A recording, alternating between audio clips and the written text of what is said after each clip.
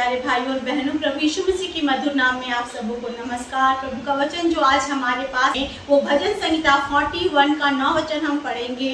और दाऊद वहाँ पे इस प्रकार से कहता है कि मेरा परम मित्र जिस पर मैं भरोसा रखता था, जो मेरी रोटी खाता था, उसने भी मेरे विरुद्ध लात उठाई है। यहाँ पे जो वचन है वो वफादारी के विषय में बताता है। अगर हम संसार में रहते हैं, संसार में कोई भी रिश्ता हो जाए, आपके माता पिता के साथ आपका रिश्ता हो जाए, आपके फ्रेंड्स के साथ हो जाए, आपके भाई बहनों के साथ हो जाए, आपके नेबर्स के साथ हो जाए, या कोई भी रिश्ता है ना, दोस्त के साथ हो जाए, सारे रिश्ते में हमने क्या देखा है कि हम डिमांड करते हैं कि वो बंदा, वो बंदी मेरे प्रति वफादार हो, है ना, वो मेरे साथ अच्छे से चले, ताकि मैं भी अपनी दोस्ती को अच्छे से उसके साथ निभा सकूं। लेकिन क्या होता है कि संसार के जो वादे होते हैं वो टूटने वाले वादे होते हैं, और बहुत बार ऐसे हम पाते हैं अपने आप को कि they were not faithful to us, they deserted us, they left us, है ना, और हमें लगता है कि वो हमारे प्रति किसी व्यक्ति से वफादार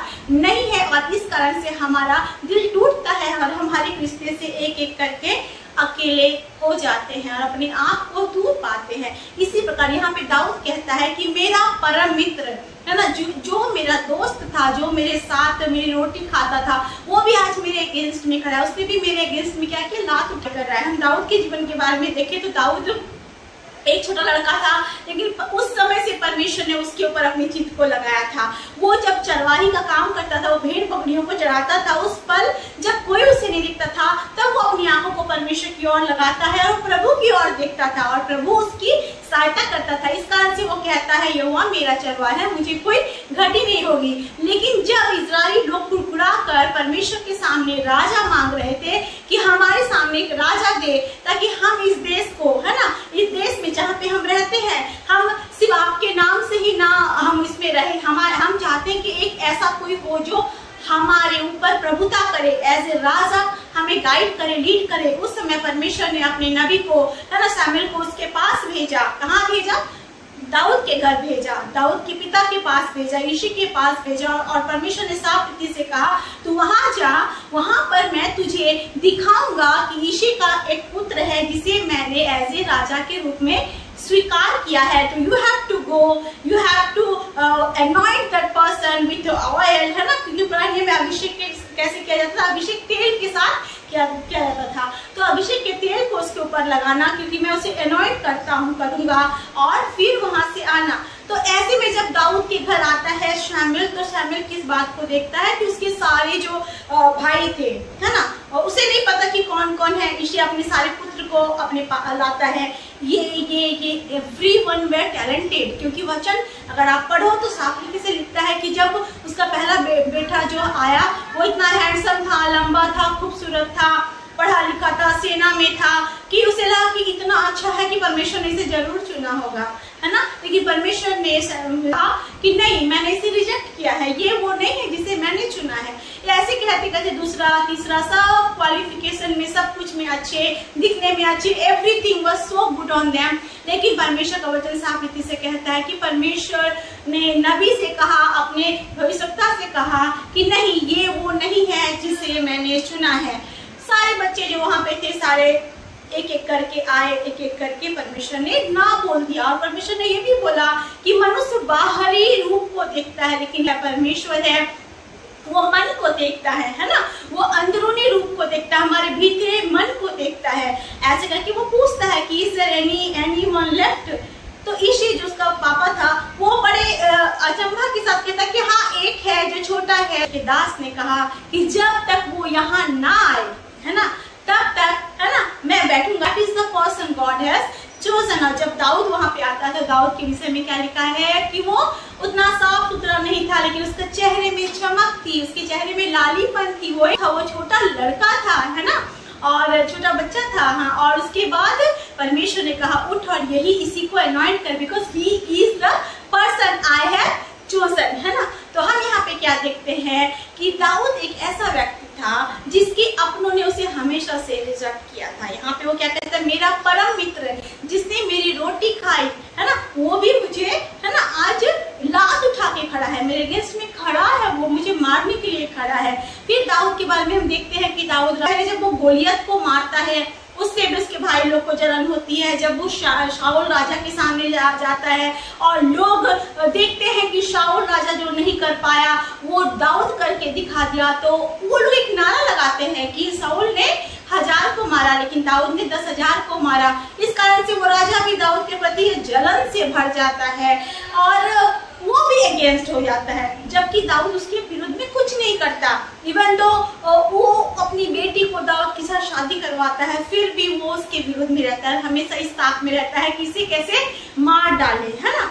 और फिर हम देखते हैं दाऊद के विषय में कि हम दाऊद अपने आप को भागता भागता बचाता हुआ ये गुफा वो जगह करके छिपता है। लेकिन उसके हर काल में, उसके जीवन के हर काल में उसने एक चीज को देखा कि इवन तो देयर वाज नो वन, एक परमेश्वर है जो सदा मुझे थाम के रखा और मेरे साथ चलता है। मेरे प्रियो, मैं सिर्फ इतना बताना चाहूंगी कि आज शायद आप उस कंडीशन में होंगे जब आपके दोस्तों ने, जब आपके माता पिता ने, जब आपके भाई बहन ने, जब आपके हस्बैंड ने, जब आपकी वाइफ ने, या फिर किसी ऐसे जन ने जिस पर आपने पूरा भरोसा रखा होगा, आपने अपना पैसा दिया होगा, बिजनेस में लगाया होगा कि हाँ इसके साथ बिजनेस करने से मेरा बिजनेस घाटा में नहीं जाएगा, इसके भरोसा रखने से मेरा काम अच्छा हो जाएगा, मैं इसे सौंप सकता हूँ अपना पैसा क्योंकि I know he is a loyal person. लेकिन आपको अचानक से पता चला होगा कि ये लॉयल पर्सन नहीं था, ये भी आपके विरोध में काम किया, ये भी आपको भूल गया, इसने आपके लिए नुकसान का कार्य किया और आप टूट जाते हैं। आपको लगता है O lord there is no one for me, ओ परमेश्वर कोई भी नहीं है जो मेरी आपकी मदद करे परमेश्वर, है ना। मैं लोगों की भीड़ में रहता हूँ लेकिन मैं तन्हा हूँ, मेरे सामने बहुत सारे लोग हैं लेकिन मैं तन्हा हूँ क्योंकि मेरे पास कोई नहीं है। उस पल परमेश्वर का वचन आपके पास आता और प्रभु कहता है जगत के अंत तक मैं तेरे साथ हूँ, है ना। एक गीत इस प्रकार से कहता है, वो गीत की लाइन्स ऐसे होते हैं, वो मुझे बहुत पसंद है। ए पथिक तू सदा याद रखना, तू कभी भी अकेला नहीं, जीवन के सफर में ए राही तू कभी भी अकेला नहीं। सच में एकमात्र वफादार दोस्त, एकमात्र वफादार साथी, एकमात्र वफादार पिता, एकमात्र वफादार हमारा हमसफर कोई है तो वो परमेश्वर है, जिसके साथ, है ना, हम जब सौदा करते हैं, जब अपने आप को देते हैं कि I am giving myself to you, तो हम कभी भी लज्जित नहीं होते लेकिन हम सम्मान को पाते हैं। इस कारण से दाऊद कहता है मेरा परम मित्र, परम मित्र का मतलब जिससे मैं बहुत प्रेम करता था, जो मुझसे बहुत प्यार करता, वो भी आज मेरे विरुद्ध खड़ा है। मेरे प्रियो, मैं एक छोटी सी गवाही आपके सामने बताना चाहूंगी। वो गवाही इस प्रकार से है, एक बहन थी जो कि अपने भाई अपने पिता के साथ रहती थी, अपने परिवार में रहती थी, अपनी माता के साथ रहती थी, लेकिन उसके जीवन में दुख था, वो आनंदित नहीं थी। उसे लगता था कि कुछ है जो कि मेरे जीवन में मिसिंग है। वो सब अपने अपने लाइफ में बिजी रहते थे। वो बहन हमेशा, है ना, गुमसुम चुपचाप ऐसे रहती थी। तो वो हमेशा खिड़की से देखती थी एक ग्रुप ऑफ पीपल, यूथ बड़े आनंद के साथ गुजरते थे। तो वो ना रोज उसको देखती थी, वो सोचती ये इतने प्रसन्न कैसे, ये इतने आनंदित कैसे है, इनके जीवन में ऐसा क्या है जो मेरे जीवन में नहीं है, मेरे पास सब कुछ होके भी मैं इतनी दुखी क्यों रहती हूँ, क्यों ऐसा लगता है कि कुछ मिसिंग है मेरी लाइफ में, लेकिन इन्हें देखो ये कितने आनंदित है। तो एक दिन वो उनके पास गई और मिली और बोली मेरे बहनों, मेरे भाइयों, आप लोगों से मुझे एक सवाल है कि आप लोग इतने खुश कैसे रहते हैं, आपके अंदर में आनंद मुझे दिखता है, आप कैसे इतने आनंदित रहते हैं। फिर उन्होंने बताया कि हम प्रभु यीशु मसीह के बच्चे हैं जिन्होंने हमें परम आनंद दिया है, और जब हम उसके पास जाते हैं कलीसिया में और वहां से हम वचन को सुनते हैं, उसके साथ संगति करते हैं, तो हम आनंद से भरकर वहां से आते। उन्होंने बोला सिस्टर आप भी हमारे साथ आनंद को प्राप्त करना चाहते हो तो आओ, आप भी उस कलीसिया में आओ जहां हम जाते हैं। आज आपके जीवन में भी परमेश्वर काम करेगा और आपको भी अपनी आनंद से भरेगा। उस बहन को वो न्योता अच्छा लगा और वो वहां पर जाने लगी। वो पहले दिन गई, उसके जीवन में सच में परमेश्वर ने कार्य किया, उसे आनंद से भर दिया। फिर वो दूसरी बार जाती थी, ऐसे जब भी मीटिंग होता था वो वहां पे जाया करती थी। एक दिन उसके पिता और भाई ने ये सब कुछ नोट करके बोला कि क्या होता है कि तुम आजकल ऐसे ऐसे जाया करती हो, कहाँ जाती हो तुम।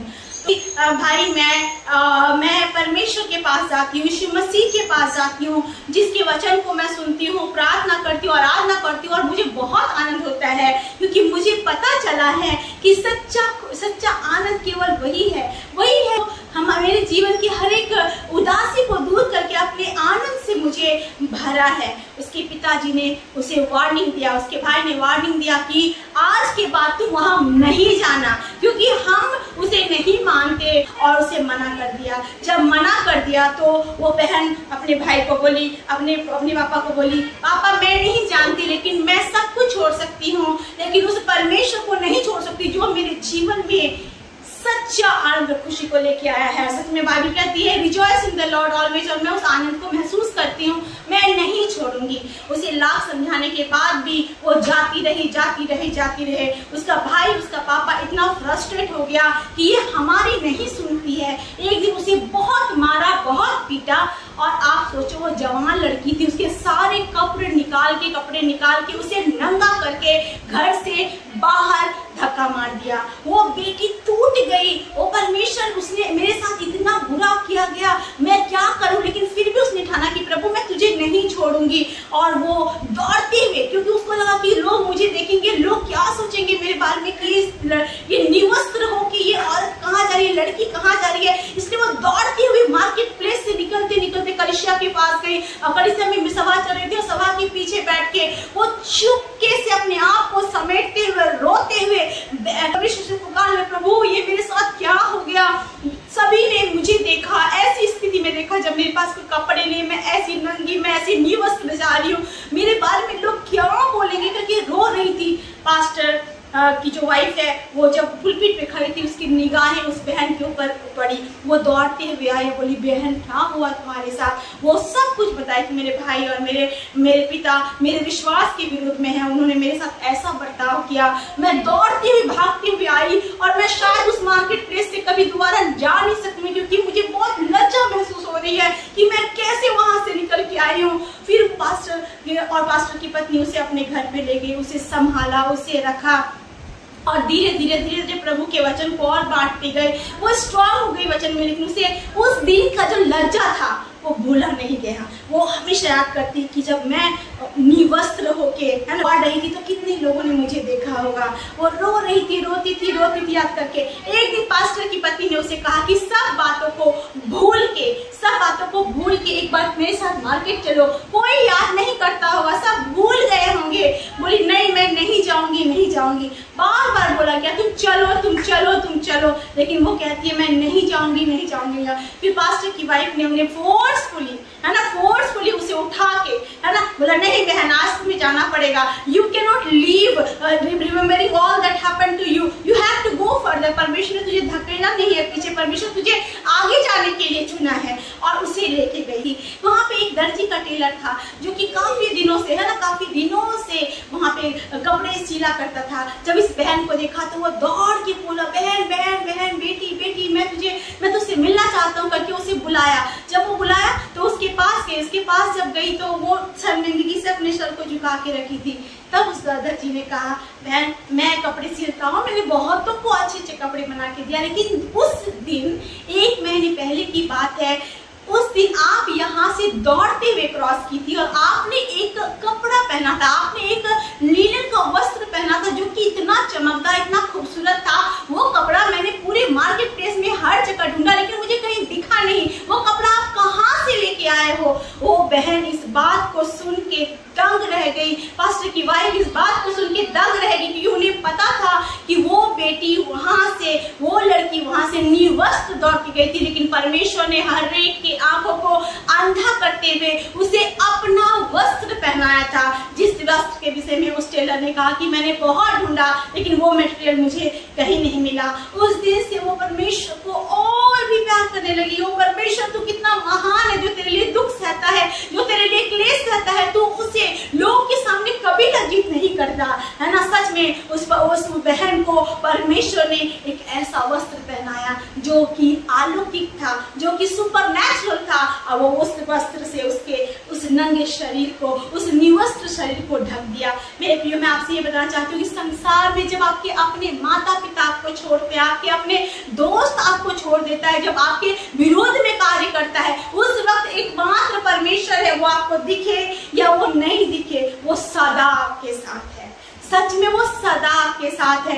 इस कारण से यूहन्ना 15:15 में परमेश्वर ने एक वचन को कहा, यीशु मसीह ने इस प्रकार से कहा, आज से मैं तुम्हें दास नहीं बुलाता, क्योंकि दास अपने स्वामी को नहीं जानता है ना, लेकिन मैं तुम्हें अपना मित्र बुलाता हूँ। और यीशु मसीह, है ना, दाऊद क्या कहता है, मेरे परम मित्र ने मुझे, जो मेरे साथ रोटी खाया वो मुझे छोड़ दिया। लेकिन दाऊद क्या कहता है, दाऊद साफ रीति से कहता है यहाँ पर कि मैं जो है परमेश्वर में अपनी आशीष को पाता हूँ, वो मेरा चरवाहा है, वो मुझे कभी नहीं छोड़ता। भजन संहिता 27 में वो कहता है परमेश्वर, है ना, परमेश्वर यहोवा मेरी ज्योति है, मेरा उद्धार है, मेरे साथ रहने वाला, मैं किससे डरूं, कहता है। और इसी प्रकार यीशु मसीह के जीवन में हम देखते हैं, यीशु मसीह ने जब इस संसार में आया तो वो हमें दास नहीं बुलाने के लिए आया, वो कहता है कि मैं तुझे मित्र बुलाऊंगा, क्योंकि एक मित्र ना एक दूसरे के साथ अपने हर दुख और सुख को शेयर करते हैं और एक दूसरे को जानते हैं।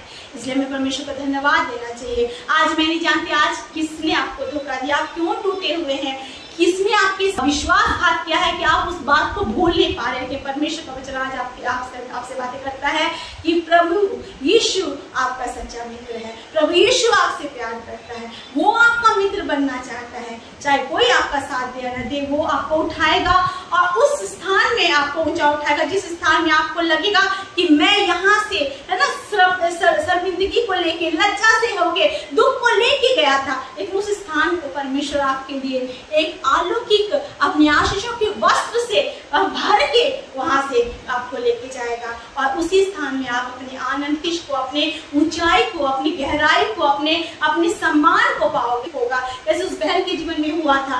बहन ने सोचा मेरे साथ कोई नहीं, मैं इस जगह से कैसे जाऊं, है ना, मैंने कितना लज्जा का सामना किया। लेकिन परमेश्वर ने उसी स्थान में उसे वस्त्र पहनाए थे और उस स्थान का जो अलौकिक वस्त्र था उसने अपने जीवन में कभी नहीं पहना था, ना ही उसने देखा था, लेकिन औरों ने देखा था। भजन संहिता इस प्रकार से कहता है ना, तू मेरा उपकार करेगा। दाऊद कहता है लोग मेरे पास आएंगे। परमेश्वर आज आपका उपकार करने जा रहा है, परमेश्वर आज आपको अपना मित्र बुलाने जा रहा है। मसीह आपका मित्र है, वो आपसे प्यार करता है, वो आपकी आशीष देना चाहता है।